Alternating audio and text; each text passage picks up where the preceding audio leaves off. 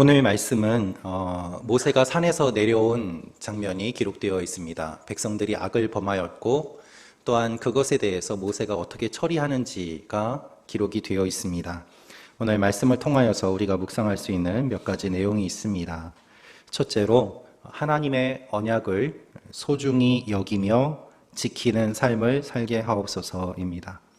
하나님의 언약을 소중히 여기며 지키는 삶을 살게 하옵소서. 우리 17절에서 19절 말씀 같이 읽도록 하겠습니다. 시작. 여호수아가 백성들이 소리치는 것을 듣고는 모세에게 진영에서 싸우는 소리가 납니다 라고 말했습니다. 모세는 그것은 승리의 함성도 아니요 패배의 절규도 아니다. 내가 듣기로는 노래하는 소리 같다 라고 대답했습니다. 모세가 진영에 가까이 가서 보니 송아지상과 춤추는 것이 보였습니다. 모세는 화가 부글부글 끓어올랐습니다. 모세는 손에 들고 있던 돌판을 산 아래로 던져 산산조각 내버렸습니다. 아멘. 하나님의 진노를 막아선 모세가 산 아래로 내려옵니다. 그의 손에는 2개의 돌판이 있었는데 그 돌판은 하나님께서 직접 손으로 기록한 것이다 라고 기록되어 있습니다. 하나님께서 새기신 그 증거판이 앞뒤에 모두 글이 새겨져 있었는데 어떤 내용이었을까요? 결국에는 십계명이 기록이 되어 있었음을 우리는 생각해 볼 수 있습니다. 하나님의 율법, 하나님께서 가장 기본적으로 이스라엘 백성들이 지켜야 될 그 내용을 직접 손으로 써서 주셨는데 그 돌판을 모세가 가지고 내려온 것입니다. 하나님께서 직접 새기신 이유는 백성들이 이 말씀을 잘 지키고 행하기를 원하는 하나님의 마음이 담겨 있습니다. 이 돌판을 경외하는 것이 아니라 이 돌판에 새기신 그 하나님의 말씀, 그것을 새겨주신 하나님을 기억하며 하나님을 경외하라는 주님의 마음이 담긴 돌판입니다. 그런데 모세가 내려왔을 때 어떤 일이 일어났습니까? 하나님의 말씀을 듣고 모세가 내려와 보니 과연 하나님의 말씀처럼 그들이 우상을 섬기며 죄를 짓고 있는 장면이 보였습니다. 그들이 시끄럽게 소리치는 것이 여호수아에게까지 들렸던 것입니다. 물론 여호수아는 지금 아래에서 어떤 일이 일어나는지 정확히 알지 못했습니다. 왜냐하면 모세가 하나님을 대면하고 내려왔고 여호수아는 아직 정황을 잘 몰랐기 때문입니다. 그래서 여호수아는 이렇게 말합니다. 진영에서 싸우는 소리가 납니다 라고 말입니다. 그들이 춤추며 노래하는 소리가 마치 싸우는 소리처럼 크게 여호수아에게까지 들려왔던 것이죠. 근데 모세는 그게 아니다. 내려가 보자 해서 내려가게 됩니다. 모세가 가서 보니 송아지상과 춤추는 것이 보였습니다 라고 되어 있습니다. 이들이 춤추는 것은 단순히 흥에 겨워 추는 춤이 아니었습니다. 우상을 섬길 때에 동반되는 매우 음란한 행위들을 이와 같이 묘사한 것입니다. 거의 벌거벗은 채로 남녀가 서로 섞여서 함께 뒤엉켜 어울리고 노는 그러한 장면이 송아지를 중심으로 일어나고 있었고 그들이 만든 우상을 그렇게 섬기는 것을 모세가 보았던 것입니다. 지금 이들은 하나님의 눈앞에서 지금 산 위에는 하나님이 임재해 계시는데 그 아래에서 금송아지를 만들고 이렇게 악을 행하는 모습을 보이고 있었던 것이죠. 그러니 모세의 마음에 분노가 부글부글 끓어올랐습니다. 그래서 19절에 보면 모세는 화가 부글부글 끓어올랐습니다. 그리고 돌판을 산 아래로 던져서 깨뜨렸다고 되어 있습니다. 여러분, 모세가 돌판을 던져서 깨뜨린 것은 단지 모세가 분을 이기지 못해서 그리고 자신의 분노를 표출하기 위해서 돌판을 집어 던진 것이 아닙니다. 그는 이렇게 산 아래로 돌판을 던짐으로 말미암아 하나님의 언약이 깨어졌음을, 하나님의 분노가 그만큼 강함을 그들에게 행동으로 보여주고 있는 것입니다. 하나님께서는 너희에게 언약을 주셨지만 너희가 우상을 섬김으로 말미암아 지금 하나님의 약속이 깨어졌다. 이것을 돌판을 던지는 행위를 통해서 나타냈던 것이죠. 그렇게라도 하지 않으면 그렇게 춤추고 우상을 섬기는 일에 열중했던 사람들이 주목하지 않았을 것이기 때문입니다. 여러분, 이 언약을 누가 깼습니까? 모세가 집어 던져서 깼습니까? 그렇지 않습니다. 그 아래에서 우상을 섬기며 춤추고 있던 그들이 언약을 깬 것입니다. 하나님께서 직접 써주신 그 언약을 이스라엘 백성들이 죄악을 저지름으로 말미암아 깬 것이죠. 하나님은 신실하십니다. 그러나 백성들은 너무나도 쉽게 죄를 지었습니다. 여러분, 우리는 하나님의 약속을 어떻게 생각하고 있습니까?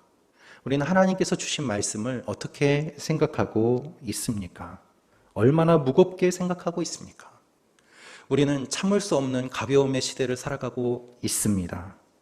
하나님의 말씀보다는 나의 마음과 나의 생각과 나의 감정과 그리고 내 지식과 경험이 더 중요한 시대 가운데 살아가고 있습니다.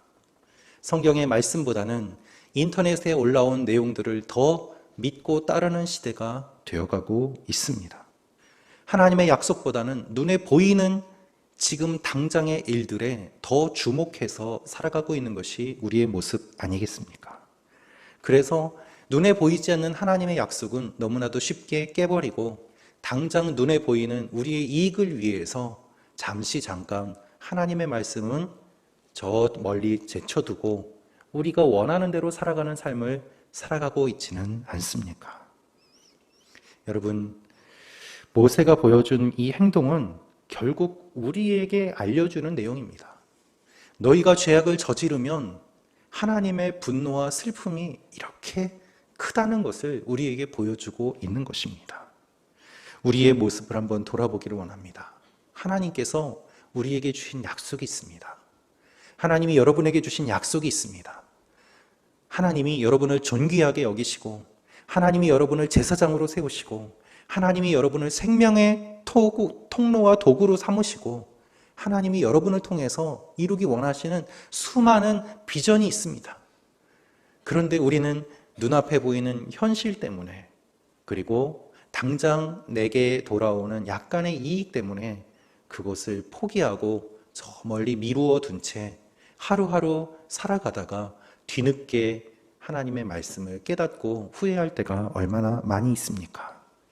우리를 구원하신 하나님, 그 하나님의 사랑과 우리에게 주신 이 말씀을 소중히 여기시는 그러한 여러분과 제가 되기를 기도합니다.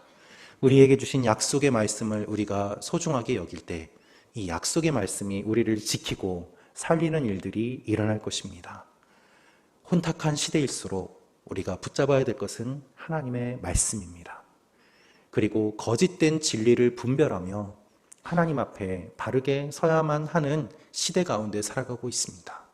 오늘도 말씀을 붙잡으며 언약을 소중히 여기며 나아가는 일들이 일어나시기를 축원합니다.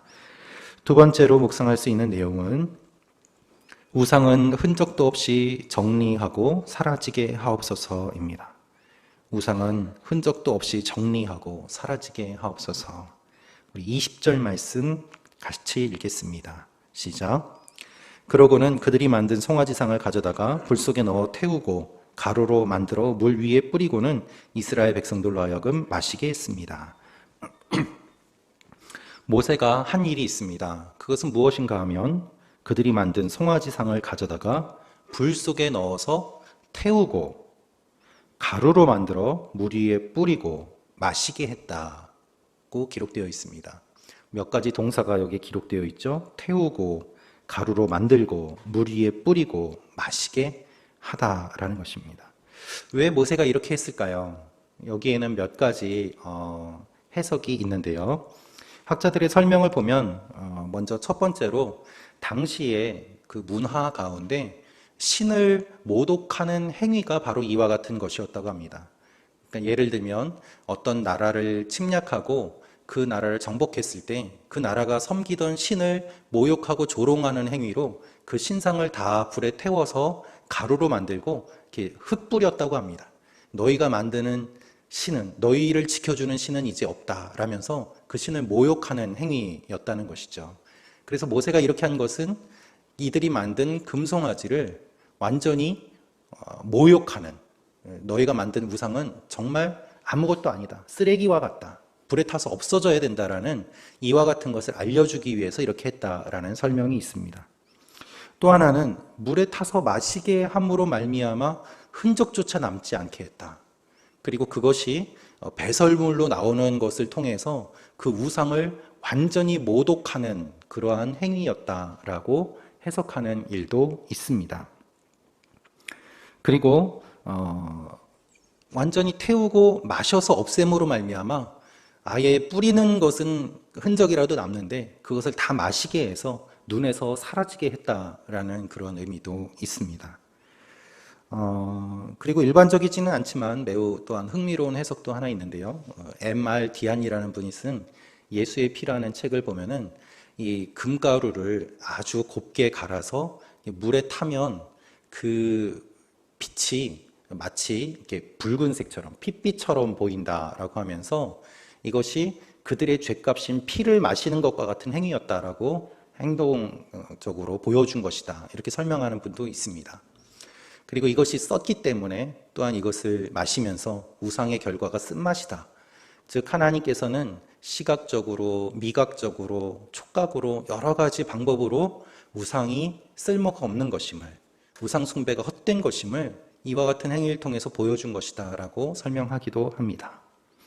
다양한 해석이 가능하지만 우리가 모세가 한 행동을 통해서 알 수 있는 분명한 사실은 무엇인가 하면 우상이 흔적조차 남지 않았다는 거예요. 그것을 다시 녹여서 금 귀고리로 만든 것이 아닙니다. 금이 아까운데 이걸 어떻게 다 불에 없애나. 그것이 아니라 이거 녹여서 다시 금고리를 만들어야지. 그것이 아니라 아까워하지 않고 완전히 없애는 일을 했다는 거예요. 흔적조차 남지 않도록. 존재를 찾을 수 없을 정도로 완전히 사라지게 했습니다. 여러분, 우상은 완전히 끊어야만 합니다. 조금이라도 흔적을 남겨서는 안 된다는 것을 오늘 말씀을 통해서 보여주고 있습니다. 우리는 계속해서 우상을 만들어요. 금송아지를 만들었으면 그것을 녹이고서 또 아까워가지고 다른 것을 또 만드는 것이 우리의 모습입니다. 끊임없이 만들어냅니다. 금이 없으면 나무를 깎아서라도 만들고 돌을 깎아서라도 우상을 만들어내는 것이 우리의 본성입니다. 하나님은 우리의 이런 악함을 너무나도 잘 아십니다. 우리는 심지어 하나님도 우상으로 만듭니다. 그래서 우리가 하나님을 섬기는 것이 아니라 하나님이 나를 섬기도록 그렇게 신앙생활을 하는 경우도 있습니다. 하나님, 내가 원하는 때에 내가 원하는 방법으로 응답해 주십시오. 하나님, 왜 이거 안 해주십니까? 마치 하나님은 내 소원을 들어주는 요술 램프의 요정처럼 내가 주인이 되고 내가 주도적이 되어서 하나님을 막 흔드는 일들도 일어나곤 합니다. 여러분, 이것이 우상을 만드는 모습 아닙니까? 결국 우상은 누가 주인이 되느냐예요. 내가 주인이 되느냐, 금송아지가 주인이 되느냐, 나무가 주인이 되느냐, 그리고 하나님이 주인이 되느냐입니다. 우리가 살고 있는 이 시대의 우상은 나 자신입니다. 그래서 사람들은 이렇게 이야기합니다. 하나님이든 부처님이든 어떤 종교든 다 우리 잘 되라고 믿는 거지. 이렇게 이야기를 해요. 하나님을 모르는 사람들에게는 그럴듯한 말처럼 들립니다. 어떤 종교든 다 인간을 위한 거고 사람을 위한 거지. 왜 굳이 그것을 구분해야 되느냐. 그런데 하나님을 믿는 우리는 하나님이 우리를 만드셨고 하나님이 우리의 주인이 되시고 하나님이 우리를 이끌어 가심을 믿는 사람들 아닙니까? 그래서 내가 주인이 되어서 하나님을 만들어낸 것이 아니라 하나님이 만들어진 신이 아니라 하나님은 원래부터 계셨고 우리가 만들어진 존재임을 고백하는 것이 크리스찬임을 우리는 알아야만 합니다. 그것을 믿는 것이 믿음이고 그리고 진정한 신앙인 것이죠. 여러분, 우리는 돈이 우상이 되는 시대를 살아가고 있습니다. 건강이 우상이 되는 시대를 살아가고 있습니다. 그리고 그 모든 것의 핵심은 내가 주인 되고 내가 우상이 되는 시대를 살아가고 있습니다. 내가 주인 삼은 모든 것 내려놓고 주님 발 앞에 엎드려 경배하며 하나님이 우리의 주인이심을 고백하는 것, 그것이 하나님 앞에 나아가는 우리의 모습이어야 되지 않겠습니까? 이 아침에도 기도하며 우리의 모든 것을 내려놓고 하나님의 주인 되심을 선포하며 나아가는 여러분과 제가 되기를 기도합니다. 세 번째로 묵상할 수 있는 내용은 하나님 앞에서 책임지는 리더로 살아가게 하옵소서입니다. 하나님 앞에서 책임지는 리더로 살아가게 하옵소서. 우리 22절부터 24절 말씀 같이 읽겠습니다. 시작. 아론은 대답했습니다. 내 주여 노여워하지 마십시오. 이 백성들을 잘 아시지 않습니까?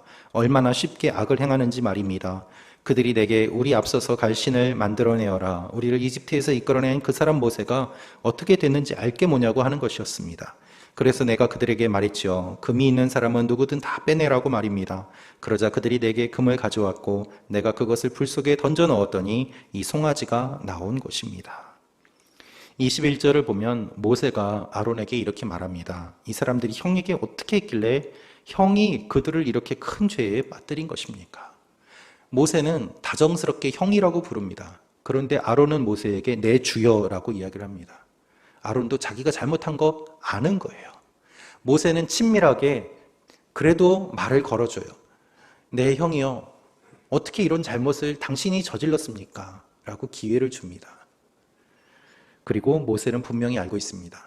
아론이 이 일의 주범이라는 사실 말입니다. 리더로서 책임을 져야 되는 존재임을 이야기하고 있습니다. 그런데 아론의 대답은 무엇입니까? 너무나도 변명이 궁색하지 않습니까? 원래 이 백성들은 죄를 잘 짓는 거 당신도 알지 않습니까? 그리고 나한테 요구해서 내가 억지로 했고 던져 넣으니 금송아지가 나왔습니다. 라고 이야기를 합니다. 아니죠. 자기가 자기 손으로 만들었잖아요. 어떻게 던져 넣었는데 자연스럽게 그냥 나옵니까? 그렇지 않습니다.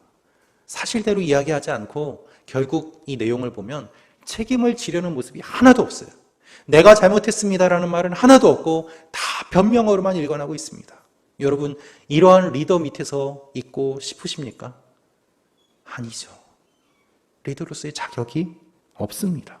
그런데 하나님은 이러한 아론을 제사장으로 세워주시겠다고 말씀하셨습니다. 모세의 부재시에는 아론이 백성들의 리더였습니다. 그런데 리더로서의 책임을 다하지 못하고 끝까지 변명하는 모습을 보게 됩니다.